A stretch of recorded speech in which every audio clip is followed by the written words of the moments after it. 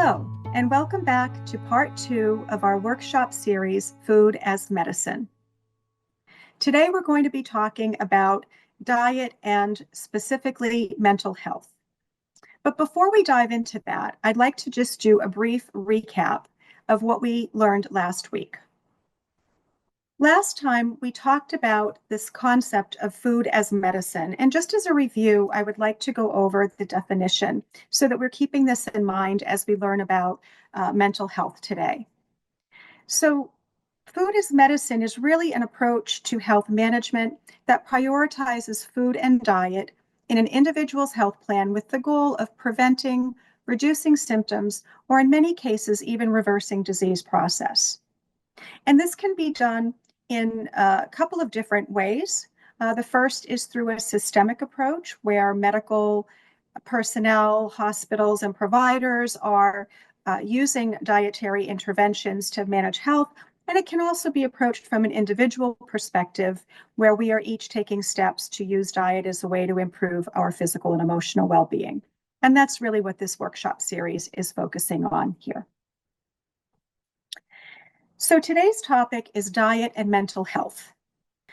The other reason that we're talking about diet and mental health specifically is that we know from research that people who struggle with coexisting physical and mental health conditions tend to live on average 10 to 12 years less than folks who do not struggle with mental health conditions.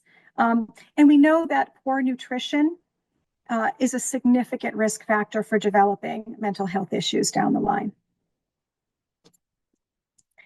And one thing I'd like us all to keep in mind is that many of us probably appreciate that eating healthy is good for our physical well-being.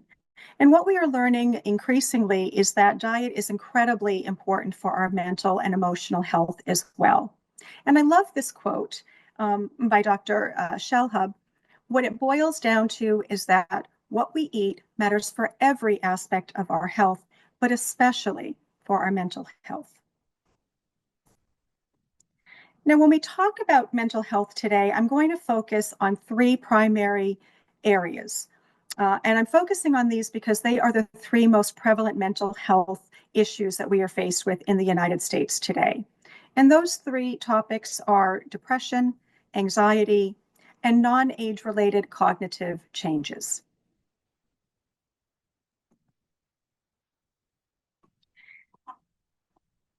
So when we talk about depression, when we talk about any of these terms, actually, I just want to make sure that we are all on the same page and understanding what we are talking about by mental health conditions.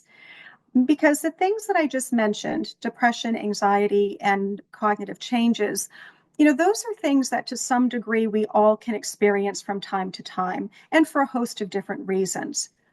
But when we start talking about those as significant mental health conditions, what we're really talking about is a level of disruption or a level of symptoms that crosses over into disrupting our ability to function in our lives. So when we look at depression, the way that we diagnose that is through a series of symptoms that are present. There need to be at least 5 from this list that I'm about to review, and they need to be present for at least 2 weeks, almost every day. Certainly some people who experience depression experience it for much longer than 2 weeks. But for it to be a diagnosable condition, we're looking at the presence of 5 or more of these symptoms for a period of at least 2 weeks. So the symptoms, just in brief, are things like depressed, what we also call low mood, a diminished interest or pleasure in doing activities. And the important thing here is that these would normally be things that we would enjoy, that we have now lost interest in. People who are depressed might experience changes in weight, either gaining weight or losing it. That has a lot to do with what depression can do to our appetites, actually. And sometimes our thoughts and movements start to just get really slowed down and to a point that it's noticeable by other people.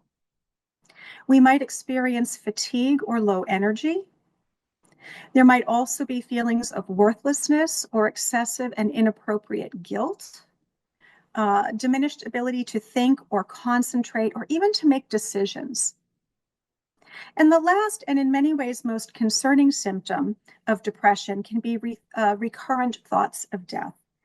Now, this may or may not include things like suicidal ideation, which is what we identify as somebody having not just thoughts about harming themselves or ending their lives, but actually a plan and a means to do so. Certainly, sometimes we might think things like, I would be happier if I wasn't here, life would be easier if I didn't live. That's different than somebody coming up with a plan to harm or take their lives away. So those are very concerning symptoms we want to be aware of when we're diagnosing depression. Now, in the United States alone, this is certainly a worldwide trend, but we know that about 21 million adults live with depression every day. 3.7 million people between the ages of 12 and 17 experience major depression every year, and 2.5 million people between the ages of 12 and 17 experience severe depression. Now, the difference between major and severe has more to do with the degree to which symptoms affect a person's ability to function in their everyday lives. The numbers are startling to me. One of the most startling things, though, I think, is that how young a lot of folks are that are experiencing these symptoms on a regular basis. We learned last time that depression has been classified by the Centers for Disease Control as a chronic health condition in the United States. And we also know that depression has been linked to other chronic diseases, including diabetes, asthma, certain types of cancer, cardiovascular disease, and arthritis.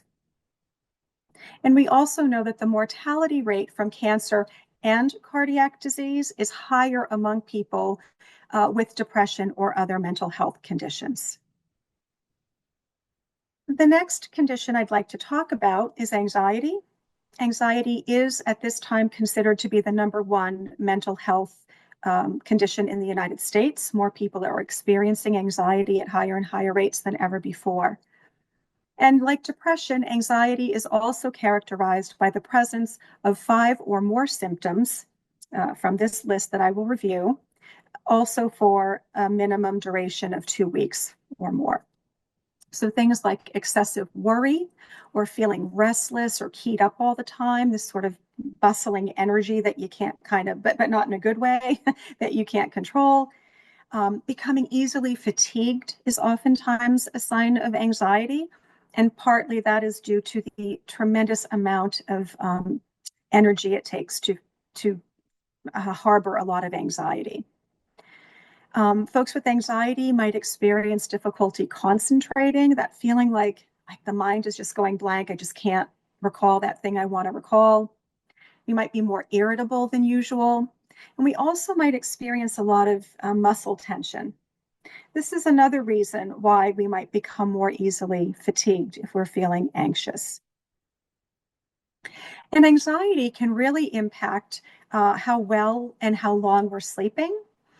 So we might experience difficulty falling asleep or staying asleep, or we might, despite having been in bed for the recommended 7 to 9 hours, we might wake up just feeling really tired, like we didn't get restful, satisfying sleep. And with anxiety, there could be excessive worry or physical symptoms which cause clinically significant distress or impairment in social, occupational, or other areas of functioning. So the level of anxiety we're talking about really starts to interfere with people's abilities to manage day-to-day affairs, including things like work, interpersonal relationships, community connection, and so forth. As I mentioned, anxiety disorders are the most common mental health concern in the United States. And it's estimated that more than 40 million adults, or almost 20% of the population, have a diagnosable anxiety disorder.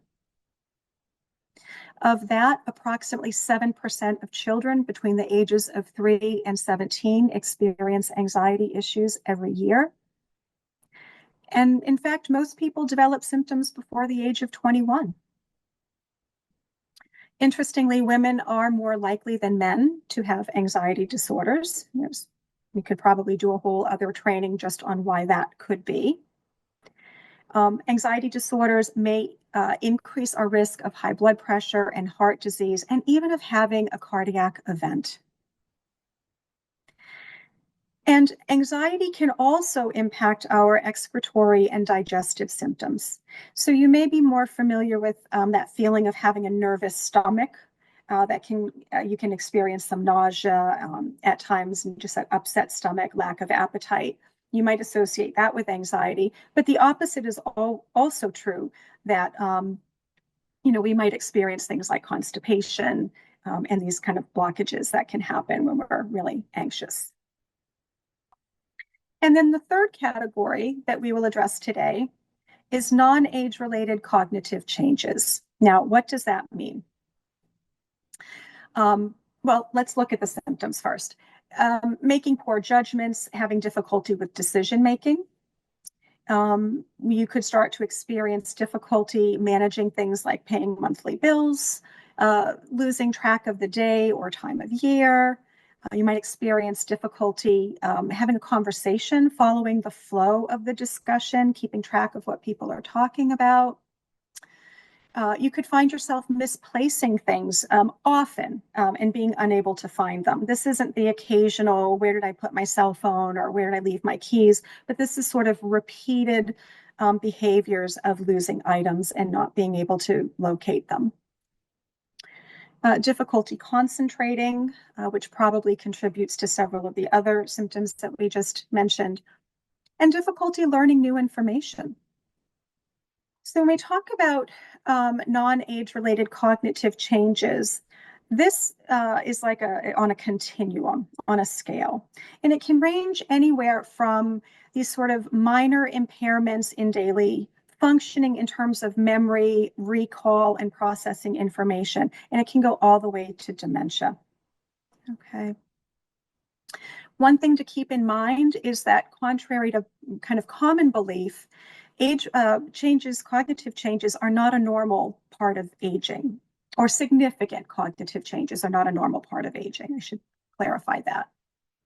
And there are many different known causes for cognitive changes, things like head injury or thyroid disease, kidney or liver problems, but also certainly depression, anxiety, and poor sleep can contribute to cognitive changes, as can low levels of important nutrients such as vitamin B12. We will be talking about the B vitamins quite a bit in just a little while, as well as poor diet with not enough healthy food included.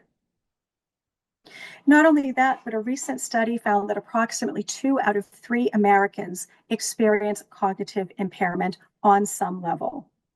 That is not to say that 2 out of 3 Americans has something as significant as dementia. It can simply mean that 2 out of 3 people are experiencing symptoms of what we would consider to be cognitive changes. And also the average age of onset is approximately 70 years of age. So keeping these statistics in mind, I think it's an important factor for us to think about the ways in which our choices, our behaviors, and our lifestyles might be contributing to things like depression, anxiety, and non-age related cognitive changes. And one of the most significant of those is the food that we put in our bodies. So I would like to show you a brief clip that sort of underlines and highlights some of these points.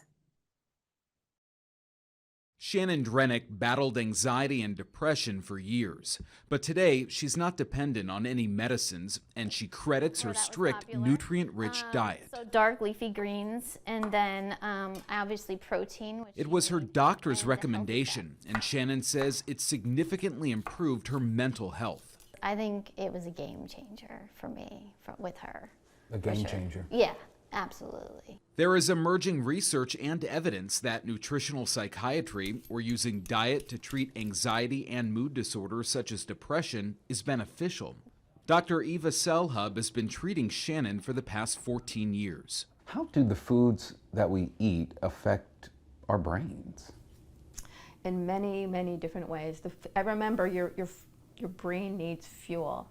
And even though it's a really small part of your body, it actually takes 20% of that fuel. Dr. Selhub says that fuel directly affects the structure and function of your brain and ultimately your mood. She also prescribes fermented foods and probiotics for gut benefits, which she says can reduce anxiety levels and stress, and a Mediterranean or Japanese diet, which is high in fruits and vegetables and nuts and seeds and proteins and good fats. We see that depression is alleviated, we have more energy, we're more positive, you're happier. Shannon's typical lunch includes kale, chicken, and avocado. She exercises regularly and says she hasn't had a panic attack in years. I feel healthy, I feel happy. She says it takes discipline to stick to the plan, but when she's on track, she's never felt better. Kenneth Craig, CBS News, Natick, Massachusetts. So there are a few things I really love about that video clip. The first is that it really is a wonderful demonstration of the ways in which both a systemic approach to food as medicine and an individual approach to food as medicine work together to show significant improvement. Another thing that I like about it is that this program and this physician are very close to where I work here in Massachusetts. I think that we are fortunate in that we are in a hub of medical industry that is starting to recognize and look more and more at non-pharmaceutical interventions for healthcare. But the thing I'd like us to all keep in mind as we go forward is that whatever it is that we're eating, as the doctor had mentioned, our brains and our bodies need fuel to function properly. And so every time we eat or drink, we are either feeding disease or fighting disease. And that is the focus of the rest of today's talk. So when we look at feeding disease, I think it's important to sort of examine the kinds of eating habits that we in the Western world have fallen into over the past 70, 75, 80 years. And that is, we have really fallen away from eating sort of whole natural foods in our diet, and we are focusing much more and getting a lot more foods that are highly processed and high in saturated fats and added sugars. And these three components of diet, added sugars, saturated fats, and highly processed foods, are what I consider kind of three foes to good mental health, kind of three enemies to good mental health. Incidentally, also not good for physical health either. The two are inextricably linked. And so what I recommend is we're going to learn a little bit about how each of these three things impacts our emotional well-being. And what I'd like you to think about is, are there ways that you can either reduce or eliminate some of these things from your diet? Let's start with saturated fats. Our bodies and our brains need fats to function properly, but they need healthy fats, which we will talk about. Saturated fats are the unhealthy kind. Now, they do occur naturally in many foods, mostly from animal sources like meat and dairy products, as well as some tropical fats like coconut and palm oil. But they can cause significant problems with your cholesterol level, and that rises your risk of heart disease. Saturated fats have also been linked to brain inflammation and an increase in mood disorders, including depression and anxiety. Strong correlations there that we're learning. And the American Heart Association recommends limiting saturated fat to about 13 grams or less per day. Sadly, most of us get a lot more than that. And these are some of the highest some of the foods that contain the highest levels of saturated fats. And you can see here that it is primarily, not entirely, but primarily animal products or animal byproducts, in addition to things like some baked goods and fried foods. The second component of sort of unhealthy things that we really would like to focus on reducing from diets is sugar. And when we talk about sugars, similarly to fats, there's kind of good sugars and bad sugars. And what that breaks down to really is natural sugars versus added sugars. Natural sugars occur naturally in foods. A lot of folks might associate natural sugars with things like fruits. And while some folks who may have health conditions like sugar diabetes, they may need to limit the amount of sugar, including the amount of fruits that they're eating. We do still need some level of sugar in our system. And if we can get that from natural sources, that is always better than an unnatural source. So natural sugars, they occur naturally in foods. They are processed better by the body, so we don't tend to gain as much weight from them or experience some of the side effects and symptoms of added sugars. And the nice thing about natural sugars is that they're occurring naturally in foods that have other health benefits, other nutrients, vitamins, fiber that our bodies need to function properly. This is in contrast to added sugars, which are synthesized and artificial. They generally lack any health benefit, added sugars. And they carry a high glycemic index, which causes our blood sugar to spike and then subsequently crash. And we sometimes associate that, we might even say a sugar crash, or like a little kid that ate too much candy and then an hour later they're totally asleep. That's kind of what we're talking about with these spikes in the glycemic index, quickly followed by crashes. And that's not good for us at all. Now, the recommended daily allowance of sugar, it varies by person and it varies by gender. So for men, the recommended allowance is about 9 teaspoons of sugar a day. And what that breaks down to is 36 grams of sugar. If you're reading labels, this is easily identifiable information on a package. For women, it's less. It's 6 teaspoons or about 25 grams per day. Now, just to give you a little sense of what that looks like, I hope you can see this. This is about 6 teaspoons of sugar. And if you can see, there is still a gap between where the sugar ends and the top of the container begins. Now, for men, it's a little more. They're kind of getting closer to the top of the container. This is what most people in the United States, including children and adolescents, this is the average of what they're getting. So we're going from, this to this. Kind of startling. In the United States, adults consume on average 2 to 3 times more than the recommended daily allowance. And as I mentioned, children between the ages of 2 and 19 consume significantly more than that, with the average being about 16 teaspoons a day. Now, why is that? Well, the answer is pretty simple. Sugar is everywhere.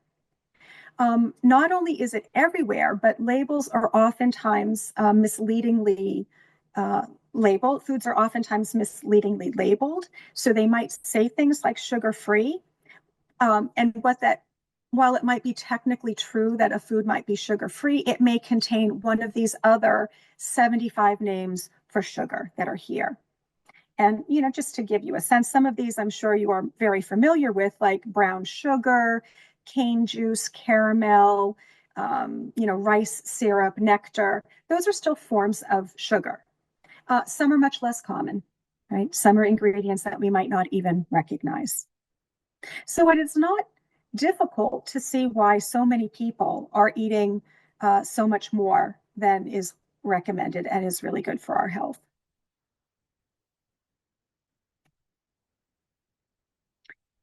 Highly processed foods. We're hearing more and more about processed foods in the media from our doctors. And so I think it's important to have an understanding of what a processed food is. Now, in its literal definition, a processed food is any food that's changed from its natural state.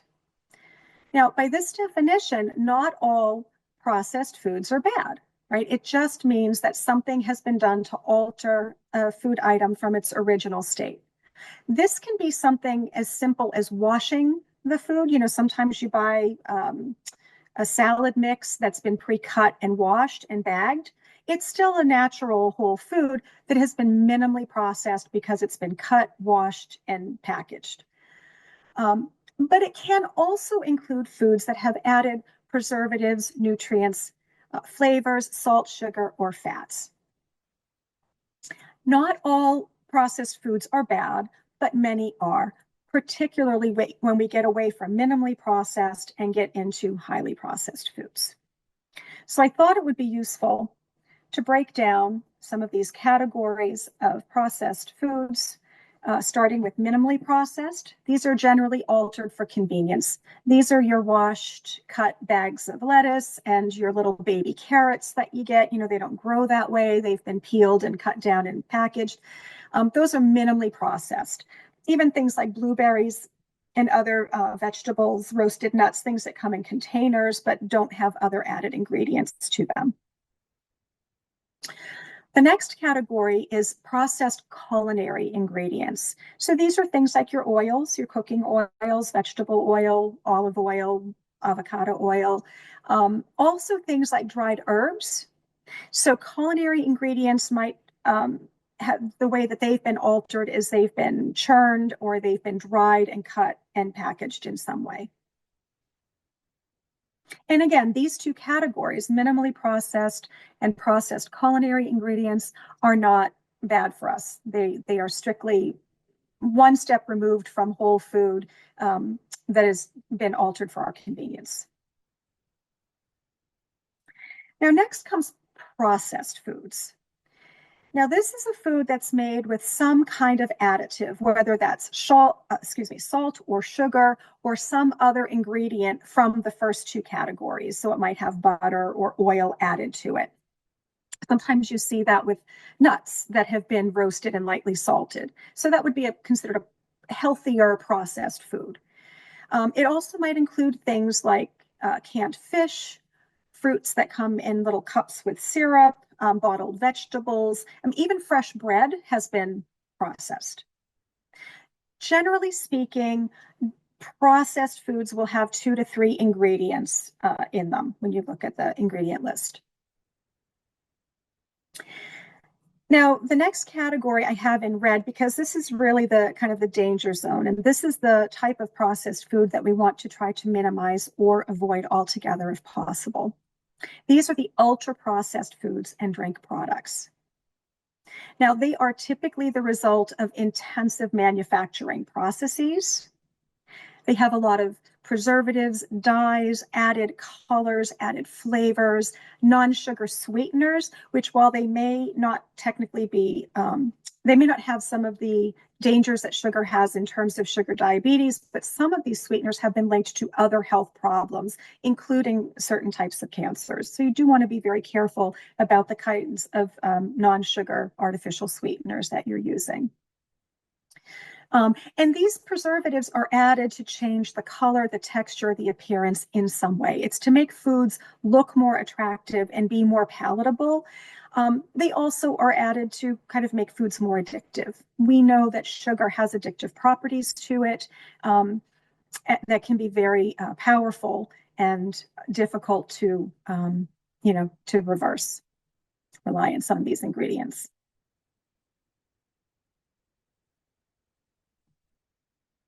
Some examples of ultra-processed foods that are in many of our diets, things like frozen meals, chicken nuggets, hot dogs, sausage, any kind of processed meat, bacon, sausage, ham, even deli meat. Sometimes people will ask me if low-sodium deli meat is okay.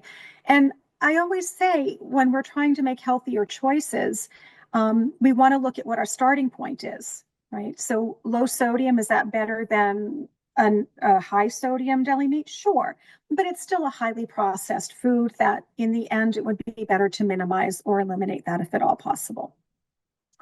Packaged soups are a big culprit, potato chips, and especially soft drinks. Now, I didn't mention this on the sugar slide, but I perhaps should have.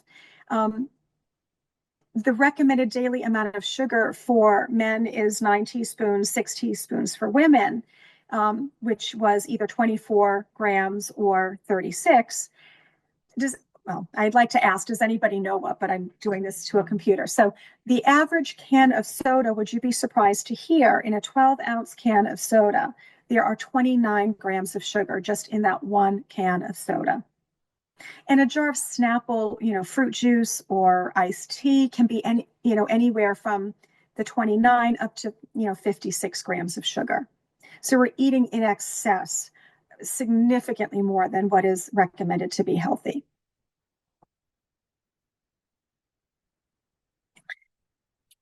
But if we shift gears and look at, okay, so what can we eat? What are the kind of 3 friends of good mental health? We want to look at these 3 components. And of course, there are more than 3, just like there are more than 3 things to avoid. But these are kind of the big heavy hitters.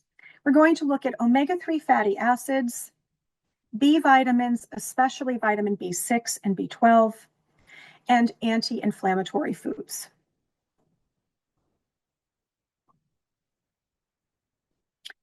So I mentioned that saturated fats are the unhealthy fats. Well, your omega-3 fatty acids are your healthy fats. They occur naturally in certain foods, and they help to maintain healthy brain cells, and they function. They really allow for healthy cellular communication throughout the body, but especially in the brain. Omega-3 fatty acids are incredibly important for brain development in children. So, folks that I work with who have children will often ask, what areas should I focus in? And I will always recommend healthy sources of healthy fats for their diet, for their brain development. They are essential during early development, but they continue to impact the brain health throughout our lives. So it's not like once we hit 18, we can cut back on healthy fats and just eat the saturated ones. It doesn't work that way. We need those healthy fats throughout our lives to give us energy and to be able to think clearly.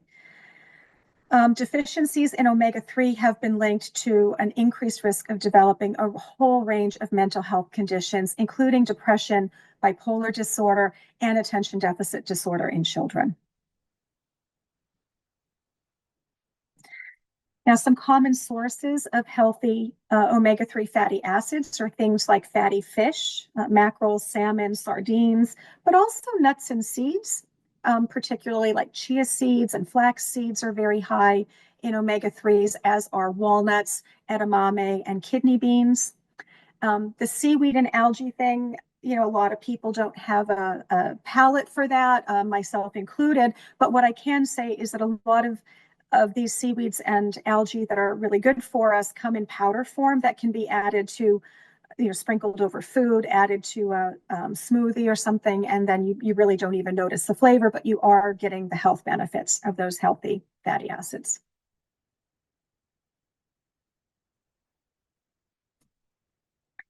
B vitamins, especially B6 and B12. Deficiencies in B vitamins have been linked to higher rates of mood disorders like depression and anxiety. Deficiencies in B12 B12 specifically has been linked to higher risk of developing cognitive deficits. I work a lot with older adults, and one of the things I've noticed over the decades that I've been doing this work is that older adults oftentimes will be prescribed vitamin B12 supplements, either in pill form or through injection. And that is largely because they are just not getting the proper levels of B12 from their diets. And this is probably one of the reasons why we associate cognitive decline with a normal part of aging, when in fact it's not. It's really, in many instances, connected to deficits of essential nutrients. Your B vitamins consist of 8 essential dietary micronutrients. Now, you don't need to remember these, but I did put them here in red, just if you want to take notice of them. And when you're reading your food labels, you want to look for as many of these in your food products as possible. They are absolutely essential for every aspect of brain functioning. It's very difficult to eat too much, B6 or B12. Foods rich in B vitamins, here are some examples. Not everyone loves organ meats, but liver and heart, very high, as are different types of poultry, green leafy vegetables, eggs, milk and yogurt, nuts, especially certain types, almonds, walnuts, peanuts, etc. And also, citrus fruits and apples, bananas, and avocados. So there are plenty of sources of healthy B vitamins that we can turn to.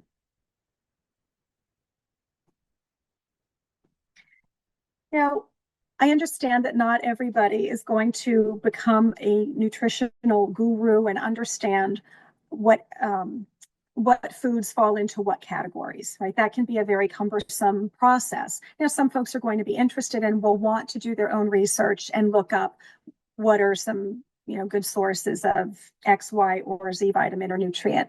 But there is a general rule of thumb that you can follow if you don't want to do all that research. And that rule of thumb is to eat the rainbow. And it's kind of a common adage in the nutrition industry or the nutrition field, because generally speaking, whole fruits and vegetables that are brightly colored really serve to boost our physical and mental health. They help aid in every bodily function, from creating strong teeth and bones, promoting calcium and collagen growth, fighting disease, strengthening the immune system. A whole host of healthy things that our body needs come from the brightly colored foods that we will find in the rainbow. And these are just some common examples, but I'm sure we all could think of many more. Tomatoes, red bell peppers, red apples, pomegranates, sweet potatoes, pumpkin, for the orange foods. Summer squash, bananas, pineapple, we've got zucchini, spinach, kale. Now, I will say, you're looking at this list and you're probably thinking, well, there's no meat here. This is not to say that meats are bad. This is just to say when we're looking at trying to get those essential vitamins and minerals, we really want to eat as many fresh fruits and vegetables as possible. We want to minimize the sources of saturated fats, which are those red meats and processed foods. And when we are eating some kind of meat product, we want to keep it to as much as possible poultry items like chicken and turkey. And here are just some of the purple foods: eggplant, beets, red onions, blueberries, etc. If you stick to this rule of eating the rainbow and you increase the amount of fresh whole foods that you're getting in your diet, I can guarantee that you will see improvements in how you're feeling, but also overall physical and emotional well-being. And with that, I'd like to show you another just sort of brief video to give you some tips for ways that you can incorporate some of these suggestions into your everyday practices. I hope you enjoy it. Food and mood. 8 ways to get you thinking about how your food affects your mood. 1. Eat regularly. If your blood sugar drops, it can make you feel tired, irritable, or depressed. Eating regularly will keep your sugar levels steady. Try food that releases energy slowly, like food high in protein, such as nuts and seeds, oats and whole grains. 2. Make sure you're getting the right fats. Your brain needs fatty oils such as omega-3 and 6 to keep it working well. So rather than avoiding all fat, it's important to eat the right ones. Try eating food high in the good fats like oily fish, chicken, nuts like walnuts and almonds, olive and sunflower oils, sunflower or pumpkin seeds, avocados, or milk, yogurt, cheese and eggs. 3. Increase your protein. Protein has amino acids in it. These make up the chemicals your brain needs to regulate your thoughts and feelings. It also helps control your blood sugar levels. So try eating protein-rich foods, lean meat, fish, eggs, cheese, legumes like peas, beans and lentils, nuts and seeds. 4. Drink more. If you're not hydrated enough, you might find it difficult to concentrate or think clearly. You might also start to feel constipated, which puts no one in a good mood. Water is great, but why not try drinking herbal or green tea or diluted fruit juice? 5. Eat a rainbow of fruit and vegetables. Vegetables and fruit contain a lot of the minerals, vitamins and fibre we need to keep us physically and mentally healthy. Eating a variety of different colours every day means you'll get a good range of nutrients. 6. Cut down on the caffeine. Having too much caffeine can make you feel anxious and depressed, disturb your sleep, especially if you're having it last thing at night, or give you withdrawal symptoms when you stop suddenly. Caffeine is in things like coffee, tea, chocolate, cola, and energy drinks. You might feel better if you stop drinking caffeine completely, but just cutting down will help too. 7. Pay attention to your gut. Your gut and your brain use similar chemicals. So, keeping your gut healthy can help to keep your brain healthy too. Healthy gut foods include fibre-rich foods like fruits, vegetables and whole grains, and live yogurts which contain probiotics. Remember that it might take time for your gut to get used to a new eating pattern, so make changes slowly. 8. Are you intolerant? Sometimes people have food intolerances, which can affect both your mental and physical health. If you're worried you might be intolerant, you could contact a professional dietitian or nutritionist. Remember that any changes you make might take time for your body and your mind to get used to. So if you're changing to a new eating pattern, it might take a while for you to start feeling the benefits.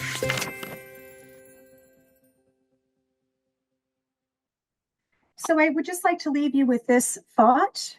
I know that making change can be difficult, and in fact, that is going to be the topic of next week's workshop. But keep in mind that those who think they have no time for healthy eating will sooner or later have to find time for illness. It's another good rule of thumb. Thank you so much.